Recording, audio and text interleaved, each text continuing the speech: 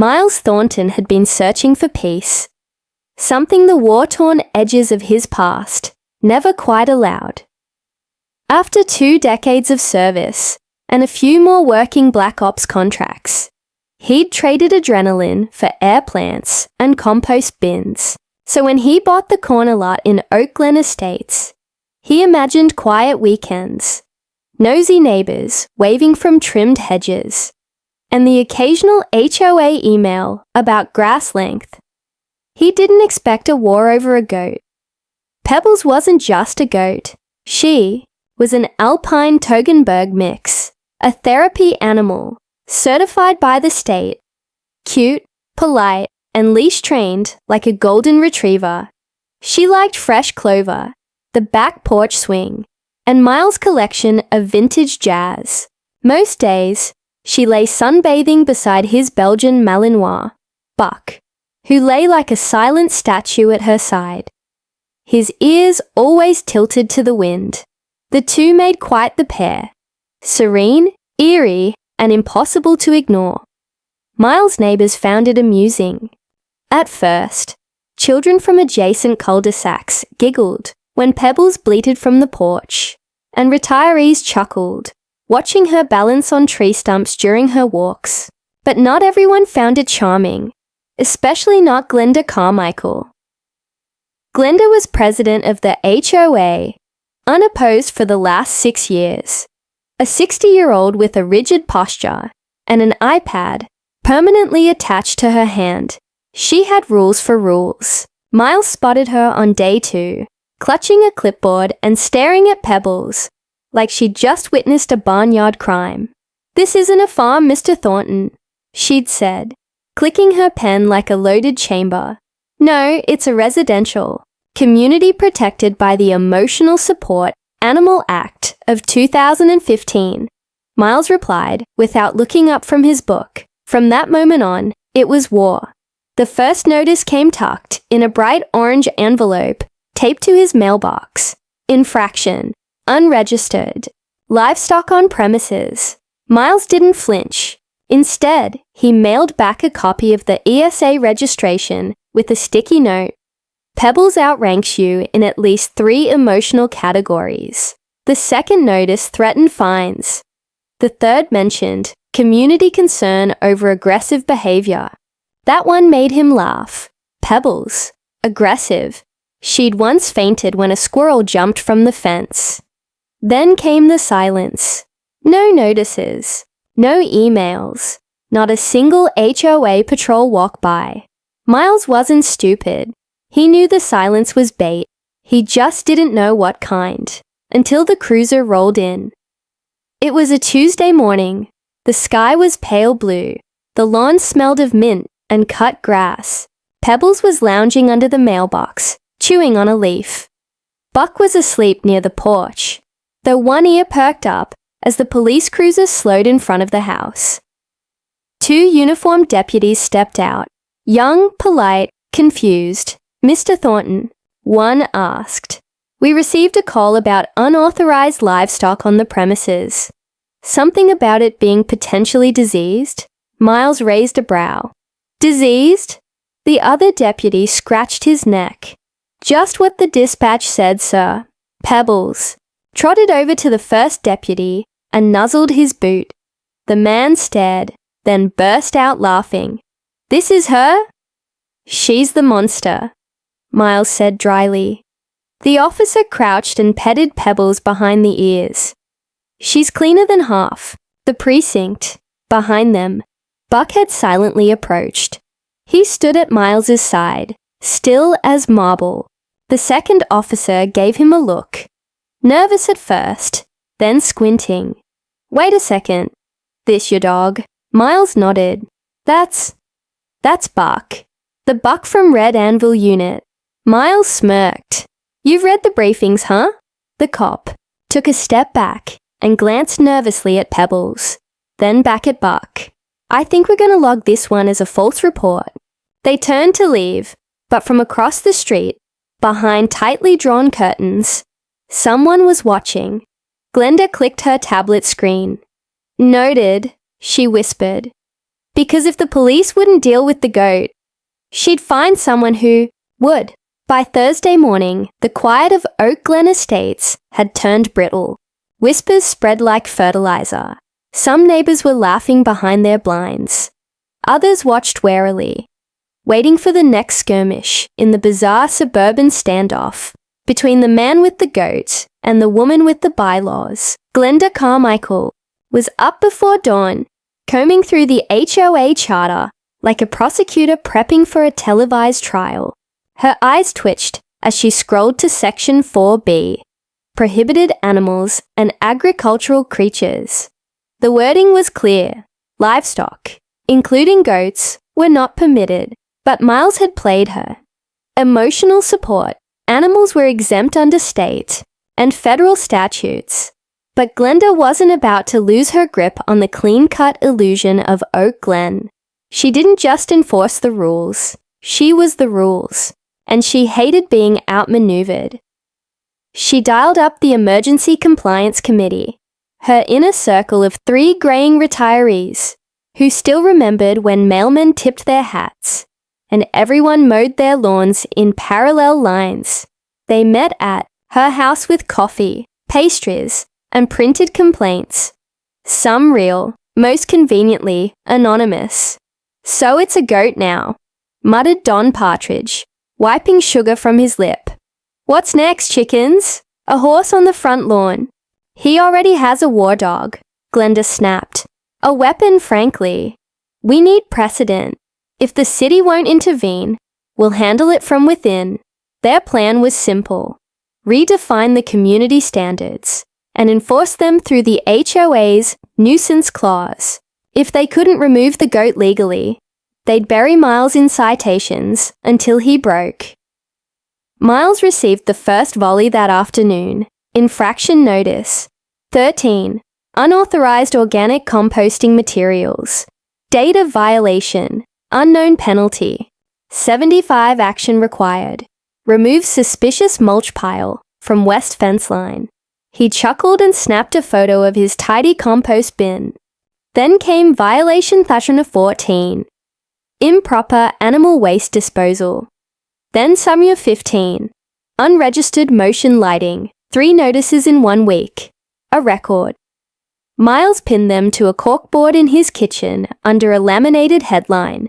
"Welcome to the HOA Hunger Games." But Glenda wasn't finished. That weekend, she installed a motion-activated camera across the street on the side of her garage, angled just enough to get a full shot of Miles's front yard. When he walked outside Sunday morning in his robe to retrieve the paper, the red light blinked at him like a mechanical eye. Buck, sitting beside the porch, growled low. "Let her watch," Miles said calmly. "Maybe she'll learn something." But Buck didn't move. He stood, stepped down from the porch, and sat squarely in the middle of the lawn, facing the camera directly. He didn't blink, didn't pant, just stared. For hours. By dusk, the red light blinked twice, then stopped altogether. Monday morning, Glenda pulled up the footage on her tablet. Static. Then, movement. A low-frame image of Buck's head filling the lens. Eyes glowing like twin coals in the infrared. And then, nothing. She stormed across the street in her robe and house shoes, banging on Miles's door. "You tampered with HOA surveillance equipment." Miles opened the door mid-sip of coffee. "Your surveillance is aimed at my property. I'm sure the city would be thrilled to learn about that. This is harassment. I've got a log of every violation you've fabricated this week. So if we're throwing around words, want to try slander or targeted retaliation next?" Glenda stared past him at Buck, who had now returned to the porch, perfectly still, ears forward, unblinking. Watching her, she stepped back. "I'll be seeing you at the board meeting," she hissed. Miles smiled. "I hope you bring popcorn. Pebbles loves movie night." Glenda turned, fuming. She had tried the law. Now she'd try pressure. What she didn't was that she just declared war against someone trained for it. and she hadn't even seen what Buck could really do.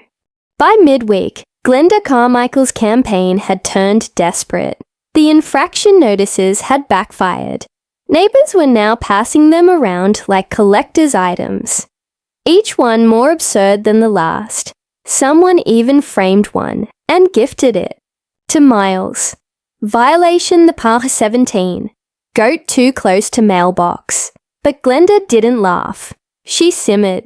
Miles Thornton was defying her authority. And worse, people were enjoying it. The order she had spent years maintaining, her perfect cookie-cutter community, was unraveling over a goat and a dog. So she changed strategy. If legal pathways were blocked and petty fines weren't enough, then she would give the HOA what it needed to see.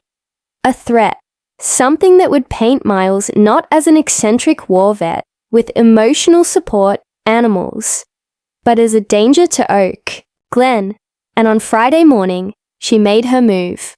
A neighbor, one of Glenda's more impressionable allies, filed a report. Pebbles had trampled their garden. The description was dramatic. Broken stems, scattered dirt, hoofprints near the begonias. Another complaint rolled in just hours later. Goat screaming at 3 a.m., followed by a third, anonymous, about a large aggressive dog patrolling the yard like a prison. Glenda submitted the incident reports to the HOA board with highlighted sections and a proposal for an emergency inspection. To her delight, it passed unanimously. At 3 p.m., Officer Lauren Ruiz arrived in her city uniform, young, steady, clipboard in hand. She didn't want trouble, just facts. She knocked, and the door opened before her knuckles finished the second rap. Miles. Thornton, she said professionally. Officer. Miles nodded. Buck was at his side like a shadow with fur. We've had several complaints. Ruiz began. Regarding your animals. I need to perform a quick visual inspection of the property. Routine stuff. Miles stepped aside. You're welcome to look. Nothing here but compost, jazz records, and 2 slightly misunderstood mammals. She followed him to the side yard, where Pebbles lay in the grass, chewing contentedly on a mango peel. She raised her head and let out a soft, unimpressed bleat. Ruiz smiled despite herself. This is the goat, Pebbles. Emotional support certified. House trained. Addicted to Louis Armstrong. Ruiz crouched beside Pebbles and examined the hooves. Clean, trimmed, and unlikely to cause any real damage. Unless someone planted begonias on purpose.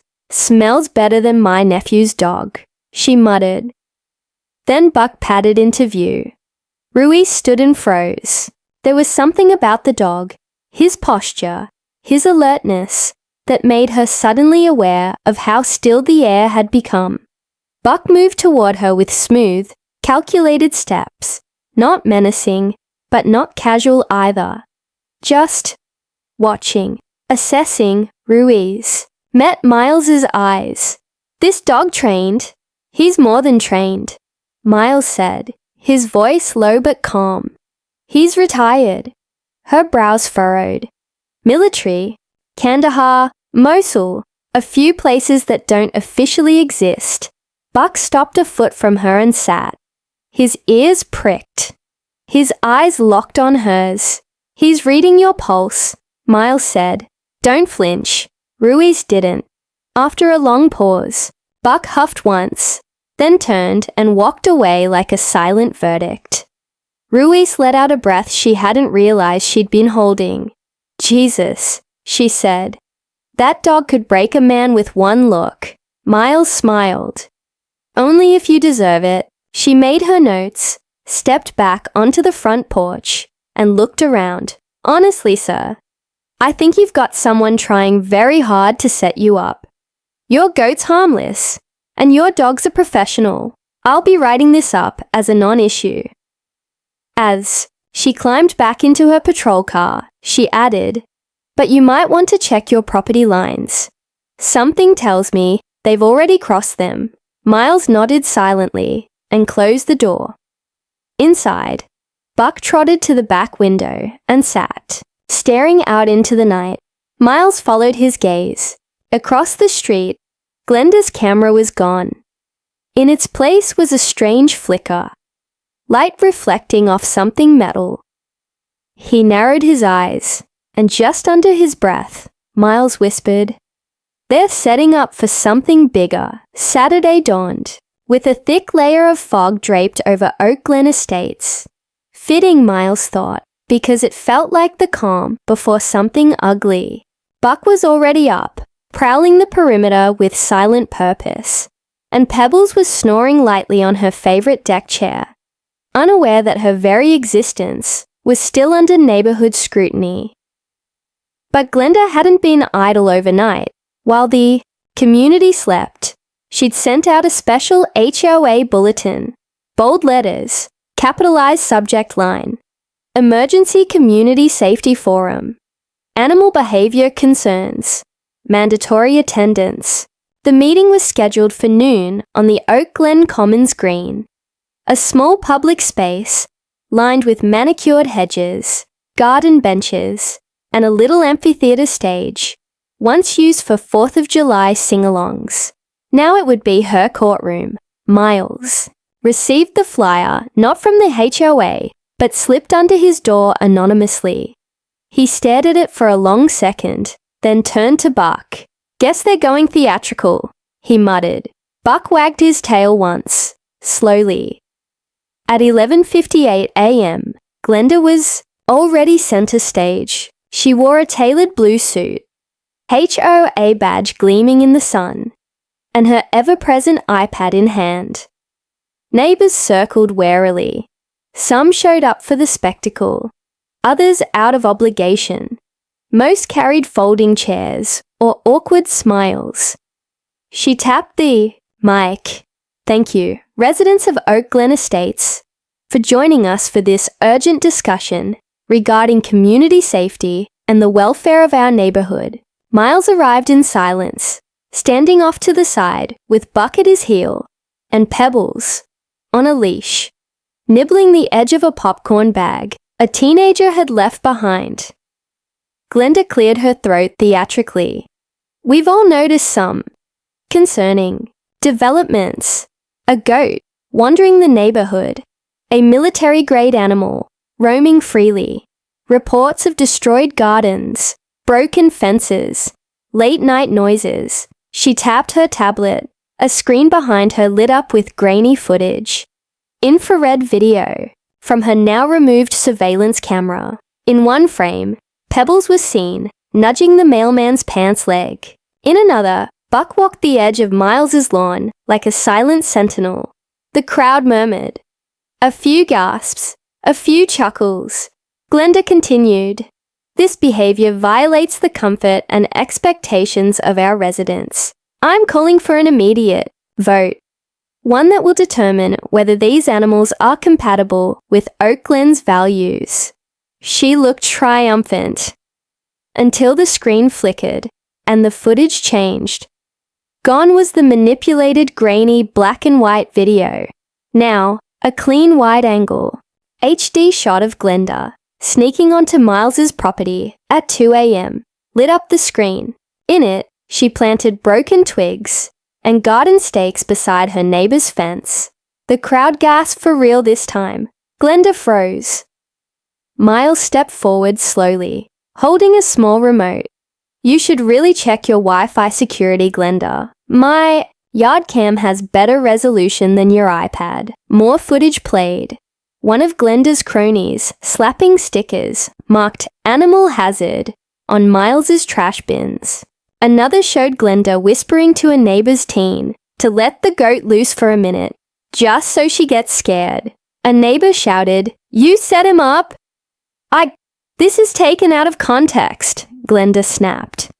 Buck stepped up beside Miles, calm but unmistakably present. The crowd instinctively gave him space. "I didn't bring Buck to intimidate anyone," Miles said, voice measured. "But if you're going to accuse him of being a threat, The least we can do is let everyone see who's really dangerous. Glenda's face paled. The vote never happened. The board meeting ended with murmurs, questions, and a few outright apologies to Miles. Someone offered Pebbles a bouquet of petunias. She devoured them like a queen. As the crowd dispersed, Glenda stood alone at the podium, her mic silent. She tapped her iPad furiously. Nothing responded. Her screen glitched again, then went dark. Miles gave a last glance before leaving. He didn't say a word, but Buck turned his head back, just once, and stared at her with eyes that said, "You've been warned." Glenda Carmichael hadn't spoken to anyone for 2 days. Not her HOA counsel.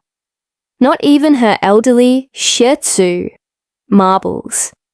Her carefully maintained image. The blue suit, the clipboard power stance, the smug little nod when she silenced dissent, had been torn apart by a goat, a dog, and a man who didn't even mow his lawn symmetrically. But humiliation wasn't the worst part. It was the mockery.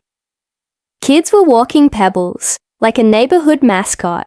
One resident replaced their garden gnome with a tiny Buck figurine, complete with vest. Someone even stuck a sign on Glenda's mailbox that read, "Beware of goat lies." She seethed in her kitchen, pacing with a glass of off-brand white wine, rereading the HOA charter over and over like it might suddenly say, "Yes, you're allowed to sabotage neighbors if it's for the greater good." It didn't. Her power was slipping, and when tyrants lose power, they get dangerous. By midnight, she had a plan. Illegal, technically, but necessary. She convinced herself it was private enforcement. She'd simply gather evidence, something incriminating, real or staged, and leak it. Social media, police tips, anonymous neighbor confessions. If she could prove the dog was unstable, dangerous, or that the goat was destroying property, the board would have to act. The city might step in. So, dressed in black from head to orthopedic toe, Glenda slipped through the hedges, separating her backyard from Miles's perimeter. The moon was half hidden, behind clouds. The only sound was the rustle of her trash bag pants and the soft hiss of a water sprinkler resetting. She moved toward the side yard first, where Pebbles often slept under a tarp canopy. Her goal: snap a few incriminating pictures, scatter some petunias she'd brought in a bag, maybe even tip over the compost bin. As she neared the tarp, her phone buzzed once in her pocket. She froze. Then, snap. Not the sound of a photo. A branch. She turned slowly. Buck stood 10 feet from her, motionless. The floodlight above him clicked on. His eyes shimmered in the sudden glow. He didn't bark, didn't growl, didn't move, but something, deep in Glenda's nervous system, went cold. Ancient fear, instinct. She took a step back. Buck took one forward. "Stay!" she barked, like she was commanding her own pet. Buck didn't even blink. Then he turned his head, slowly, toward the house, and Miles stepped out onto the back porch in flannel pants and a thermal shirt, holding a steaming mug of tea. He didn't look surprised. "Glenda," he said calmly, "trespassing after dark. Fancy seeing you here." I was just checking on a noise," she stammered. Miles took a sip. "At midnight, with a camera and gloves. You're lucky, Bucks. Trained to freeze and observe before he acts." She swallowed. "What if he wasn't? Then you wouldn't be standing there." Buck took another step forward. Now within reach of her knee, he sniffed the air, then, gently but firmly, nudged the side of her thigh with his nose. "Tag," Miles said. "He's just letting you know you've been caught." Glenda's lip trembled. You set me up." "No," he said. You walked into this yard alone, with intent. He nodded toward the floodlight. You're being recorded from 4 angles. I already called the police. They'll be here in 2 minutes. You wouldn't dare, she hissed. You came after my animals, he said evenly. You crossed the line. Then his tone changed. Just slightly. Deeper. Calm but edged. And if you ever try to hurt Buck or Pebbles again, the law won't reach you as fast as he will.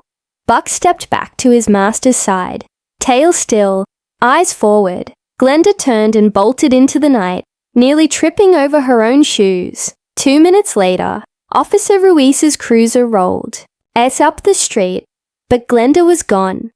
Only the bag of petunias remained, spilled across the lawn like evidence of something far more rotten.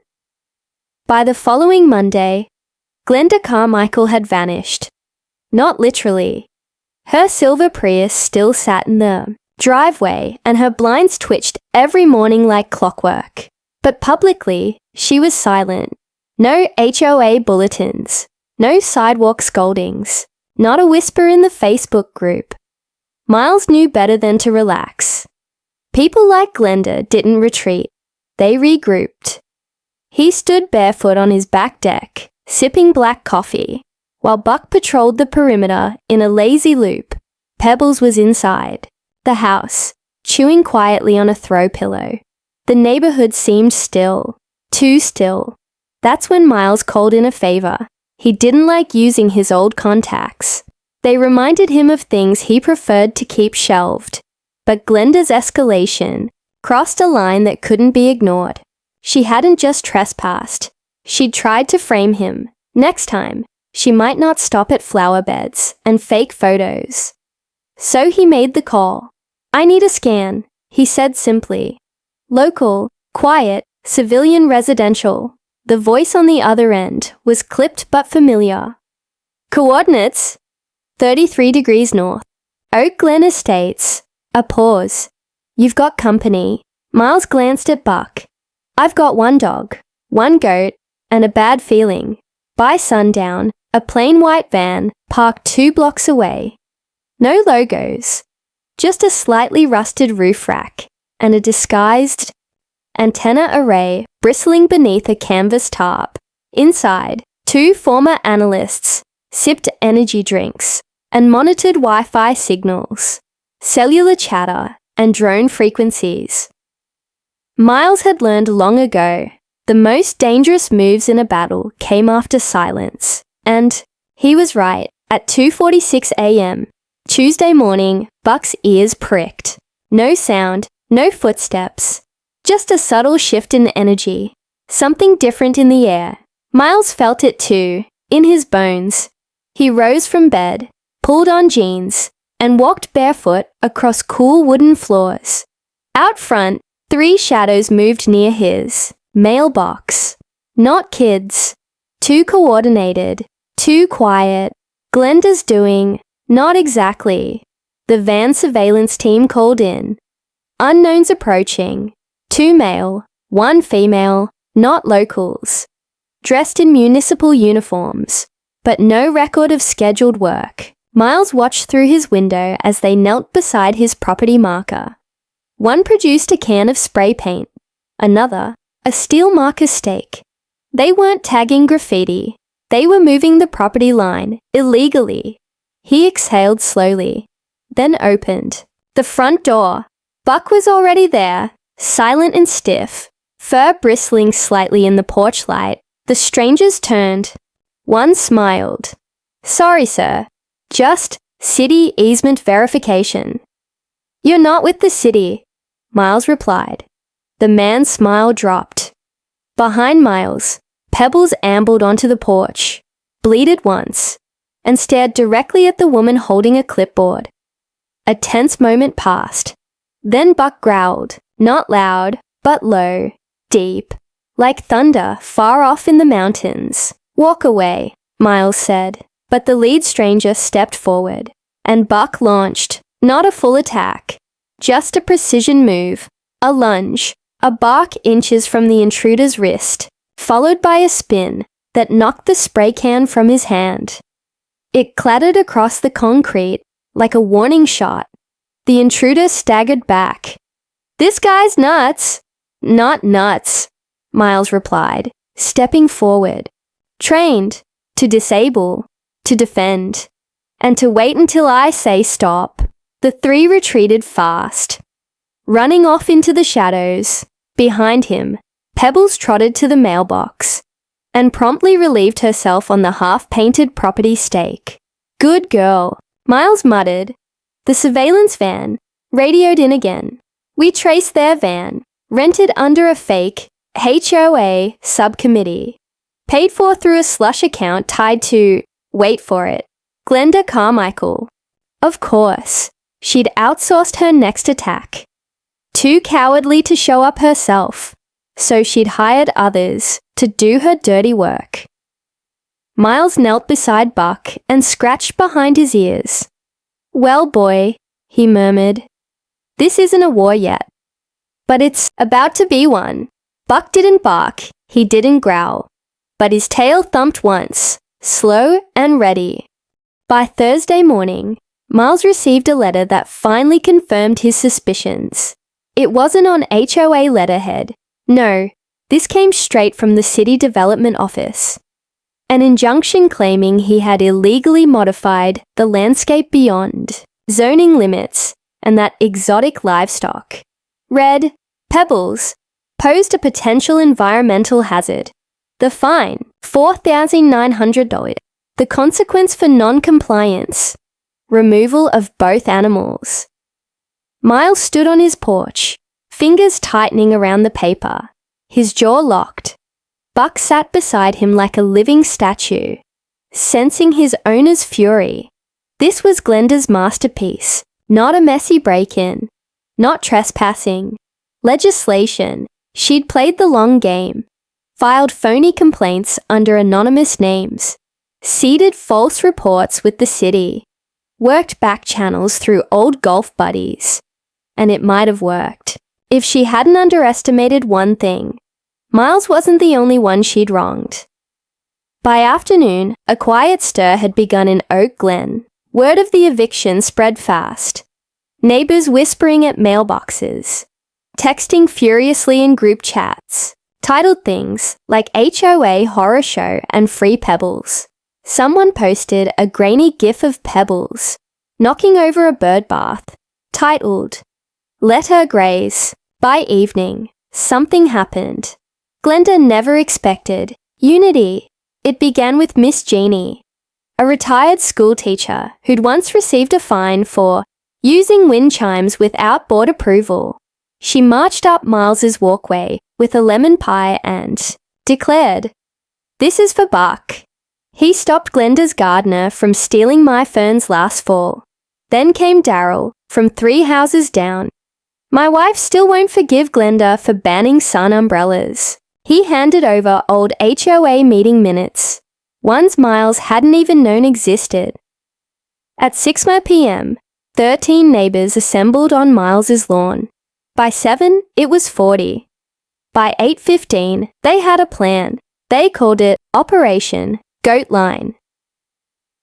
That night, under the cloak of darkness, Miles opened his backyard gate and watched as a single file line of Pebbles' fellow goats arrived, donated temporarily from a local rescue farm that Jeannie's niece managed. 6 goats, all trained, all tagged, all with mini vests reading, "Honorary Resident." Miles handed Buck a small red handkerchief. "Go slow. Guard the front." Buck took the cloth delicately in his teeth and trotted down the driveway, pausing every few feet as the goats followed behind in formation. Neighbors lined the sidewalks, phones out, recording, applauding. When they reached Glenda's yard, they didn't step on it. No, the goats stopped right before the property line, like polite protesters. Pebbles at the lead. She bleated once, then dramatically sat. The crowd cheered. Glenda stormed onto her porch in a full robe and curlers. "This is harassment. It's a circus." Miles stepped forward, it's civil disobedience, and technically they're not on your property. Then I'll call the city, she shouted. They're watching the live stream, Miles replied. 15,000 views, and climbing. Might want to check your public rating. Sure enough, the HOA's social pages were under siege. The hashtag Justice for Pebbles trended. Old fines were being posted, like war crimes. Glenda's face turned the color of boiled beets. She pointed at Buck. You think that dog makes you untouchable? No, Miles said with a slight smile. But he knows how to take commands in 4 languages, including legalese. He turned to Buck. Protocol Tango Bravo. Buck barked twice. The goat stood up in perfect synchronization and turned to face Glenda's house. Perfectly still. A small child whispered, "It's like a goat firing squad." Glenda shrieked and retreated inside. Miles turned back to the crowd. Tomorrow. Morning we file. Formal complaint. HOA overreach. Illegal surveillance. False reports. I have recordings. Witnesses. And a goat army. The crowd roared. Operation. Goat Line was just the beginning, and Glenda, she was about to discover what happened when a neighborhood, finally pushed too far, struck back. It was standing room only inside the Oak Glen Community Hall. Folding chairs had been dragged in from neighboring churches, and someone even wheeled in a popcorn machine. On one side, the HOA board sat stiffly behind their polished oak table. At the center, Glenda Carmichael, pale and tight-lipped, wearing her signature navy suit like a suit of armor. Across the aisle, Miles stood in jeans, arms crossed. Buck sat at his side. Calm, quiet, alert. Pebbles, wearing a tiny bow tie and nibbling alfalfa from a tote bag, sat in a baby stroller next to him. A sticker on the front read, "Support Livestock Liberty." The crowd buzzed. Signs waved, "Let the goat stay," HOA, harassment of animals. Buck 2025, the board chair cleared his throat. We're here to address a growing conflict involving non-approved pets, property line disputes, and recent viral events. He tried to sound composed. He didn't succeed. Glenda leaned forward, speaking into the microphone. This man has endangered the order of this community. There are rules, guidelines meant to protect property values. He keeps an untamed animal and a highly aggressive dog. He's a service dog, Miles interrupted. Fully certified, trained in perimeter defense and civilian de-escalation. You weaponized your dog, Glenda snapped. Miles simply looked to Buck. Defense protocol. Buck stood, walked calmly to the microphone, sat, and barked once. The room exploded in applause. Glenda tried to continue. Furthermore, the presence of livestock. Pebbles is classified under state code as a therapy support animal, Miles said, pulling out documents. Here's the letter from my physician and a notarized copy of the exemption. Glenda blinked. Additionally, Miles continued, several residents have come forward regarding past misconduct. He gestured. Daryl from down the street stepped up, holding a folder. Last year she forged my name on a landscaping complaint. Then, Jeannie. She fined me for chimes, but I have proof she installed illegal hedges without approval. The third speaker didn't even wait for permission. A younger woman in a blazer and heels stepped forward from the back of the room. She flashed a city badge. My name is Alina Reyes, Zoning and Compliance Division. We've reviewed the HOA's claims. No violations found on Mr. Tanner's property, but we did find 3 on Ms. Carmichael's, including misuse of HOA funds. Gasps. Glenda's hands trembled. Reyes continued. And one more thing. We traced payments made to a private security firm the night of the mailbox incident. These were routed through a defunct HOA subcommittee Glenda created without board approval. That's fraud, Ms. Carmichael. Buck stood again, barked twice. Everyone knew what it meant this time. Checkmate. The board chair leaned toward the mic, voice uncertain. All those in favor of removing Ms. Carmichael from the board pending investigation. Hands shot up like fireworks. Glenda stood in stunned silence as someone behind her whispered, "Go Justice!" Miles turned, beginning to leave quietly. But Buck paused. He trotted up to the board table, sat before Glenda, and offered a paw. It wasn't aggression, it was mercy. Glenda looked at him, almost human in her confusion. She hesitated, then shook it. Just once. The room applauded again.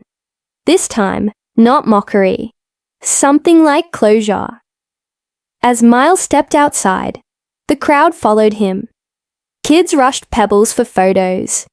Teens started chanting, "Buck! Buck! Buck!" Reyes approached him. "You ever think about running for HOA president?" He raised an eyebrow. "Tempting.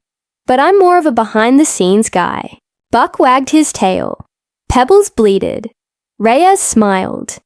"Then maybe your team can lead the way." Miles looked over his little crew. One ex-military dog. One goat with attitude, and a neighborhood finally united. He nodded. "Yeah," he said. "Maybe they already are.